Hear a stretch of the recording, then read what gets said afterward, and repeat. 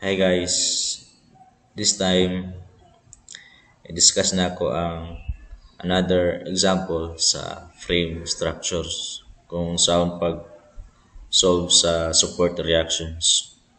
So we are going to determine the horizontal and vertical components of reactions at the pins A, B, and C of the two-member frame. So this is a two-member frame, member AB and member BC. Again, this is frame structure because ang usa sa member is naka-incline. Then, to solve the reactions, you need to draw the free body diagram. Muna ang pinakauna nimo imong sa imong solution. Dapat na kay free body diagram para dili ka mag-lisod pag-solve sa mga reactions. So sa imong free body diagram dapat naka-indicate ang mga reactions. So in this figure, in this structure natay unom ka anon. Dua sa A and dua sa B, then dua ka reactions sa C. So 6 unknown forces. Then sa member BC, as you can see, it carries 3 kilonewton per meter within this length 2 meter. So i-convert nimo siya sa concentrated load. So, para mahimong concentrated, kuhaan ra nimo ang area, which is the intensity times the distance, 3 times 2. 3 times 2, 6 kilonewton. Then concentrated at the center of the rectangle or uniform load. Then, after that, i-analyze nimo if sufficient ba ang equation of equilibrium to solve these 6 forces, 6 unknowns. To determine, to verify whether it is determinate or indeterminate, just use R equals to 3N. So ang R nimo is number of reactions. So there are 6 reactions. Then number of member, natay 2 ka member, A, B, and BC. So 3 times 2, 6. So therefore, this structure is determinate structure. Determinate. Pag indeterminate, dili ka makasolve using equation of equilibrium. So ang equation of equilibrium nato is summation of moment equals 0, then summation of vertical force is equals 0, then summation of horizontal force is equals 0. So pag determinate, pwede ra nimo gamiton directly ang equation of equilibrium. Then summing up moment at C, again nganong direta mag-start because kaning na member is naka-horizontal. Kung asa tong naka-horizontal, dito ka mag-start. Or asa tong dali ka maka-solve o anon. Kung diri ka sa AB, magdugay man ka maka-solve. Dili preferably nga diri ka mag-start.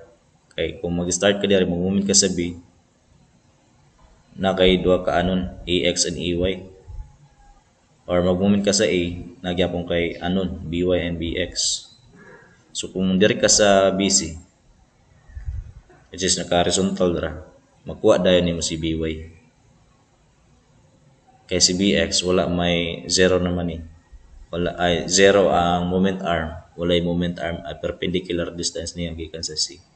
So si BY lang na perpendicular distance which is 2 meters. To solve BY, just sum up moment at C equals 0 na assume clockwise is positive. So si BY, itulak niya ang member BC pa clockwise. with respect to C. Kung imagine i-hold nimo dire, gunitan nimo si C, then patuyo ko ni BY pa clockwise. Ganun lang, analyze. Then times 2 moment arm, then minus 6.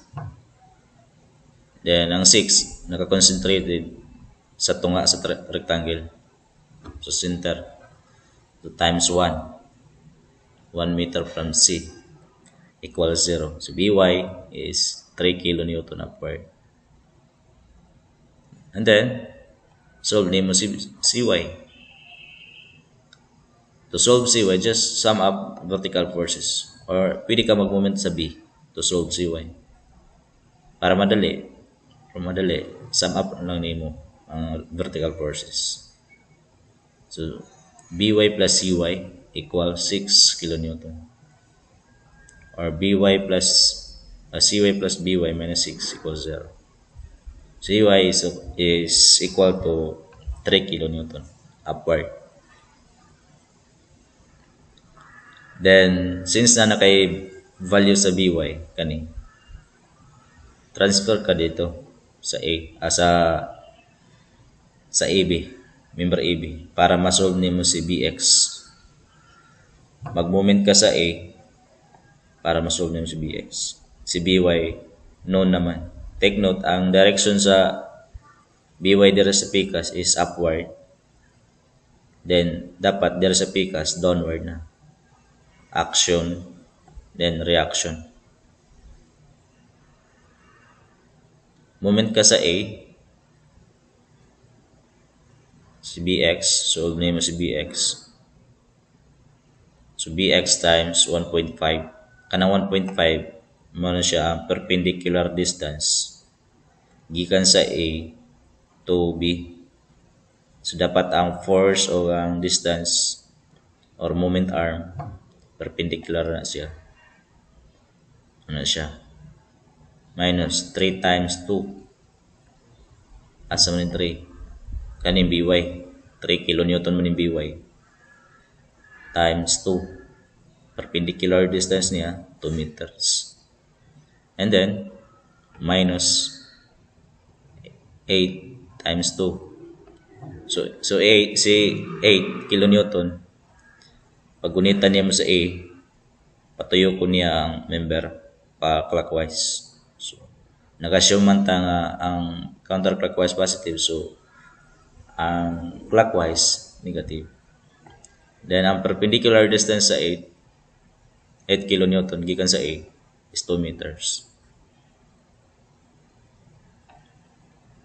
Then equals 0. Bx is 14.7 kilonewton. To the left.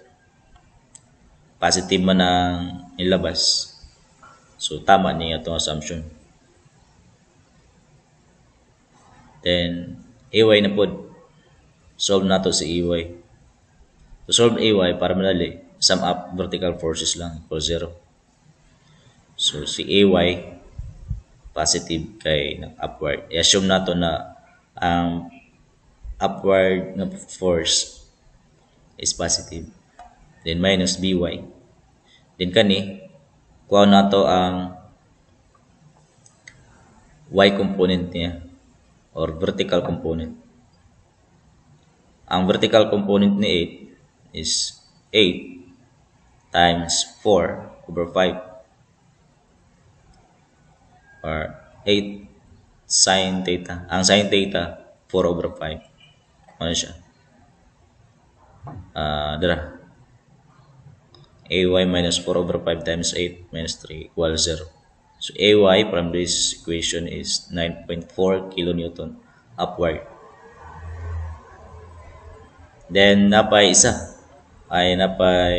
ka anon sa member B si AB si AX. So to solve AX, just sum up horizontal force is equal 0.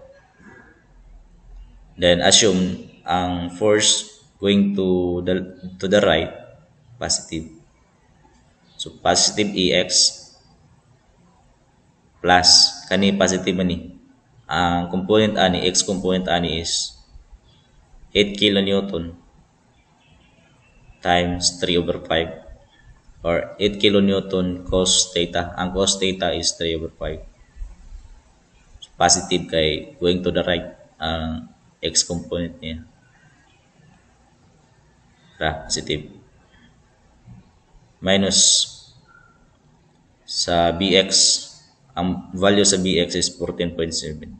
Minus siya kay tungod na going to the left man ang bx. So, ax is now equal to 9.87 kilonewton. To the right, directed to the right. Then, napatay sa ka anon, wala na solve. Si cx. Solve na to si cx. Just sum up moment, horizontal forces equals 0. Px is just equal to cx. Kung tanawin nimo. Kaya duara man ka horizontal dito sa member BC. So, Bx equal to Cx. Pila ang Bx is, si Bx is 14.7 and Cx is also 14.7. Directed to the left. That's all. Thank you for watching.